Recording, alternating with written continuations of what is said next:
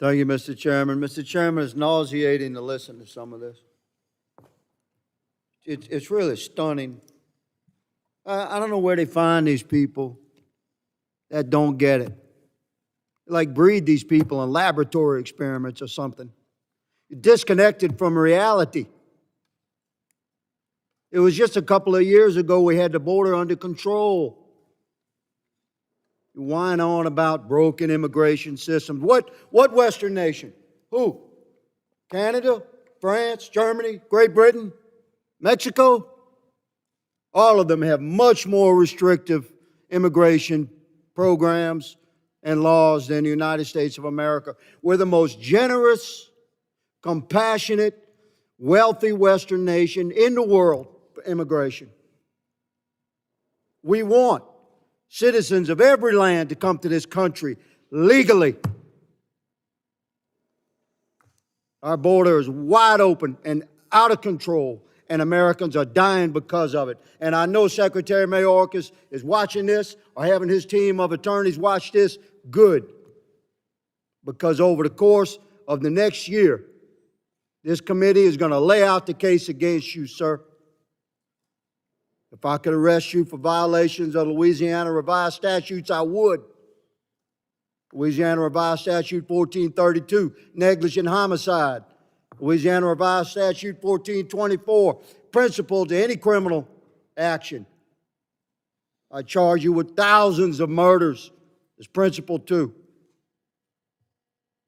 18 U.S. Code 1001, you certainly knowingly and willfully lied to this body again and again and again about our border. Section 242, Title 18, under color of law, you've deprived Americans of their very life, including this young lady. The picture behind me, that's Sammy. She's just a little girl,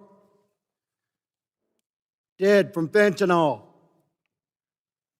It came under your watch, Secretary Mayorkas. Remember her name.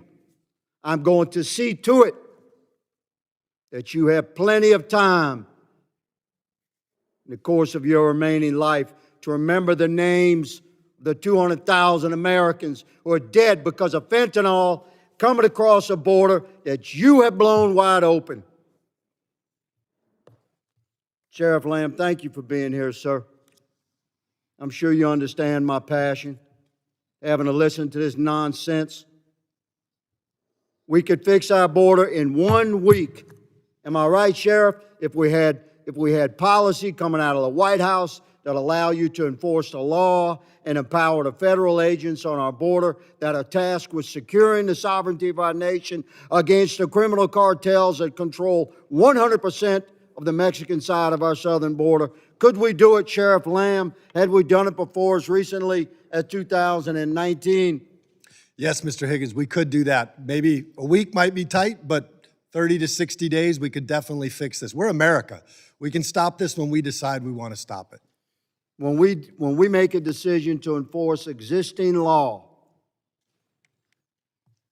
we can flip this thing around.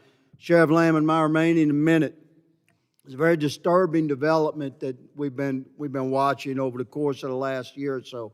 These guys crossing the border are increasingly violent, and your men, your deputies are encountering that. Will you characterize the demeanor and purpose of a typical getaway that you encounter in your town and expound upon the increased violence that you're witnessing from these men? Yeah, thank you, Mr. Higgins. Absolutely. We are seeing increased violence more and more. The ranchers along the border very fear for their lives every day.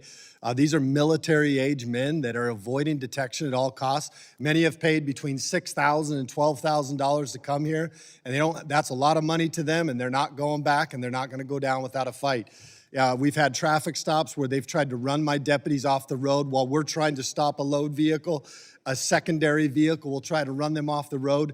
We had one such vehicle. We chased all the way back to Phoenix to find it was a female with a 1.5-year-old child and a 5-month-old child in her car with her. Violence is not is absolutely an option for these people. They have zero regard for human life. Thank you, Sheriff. Mr. Chairman, I yield.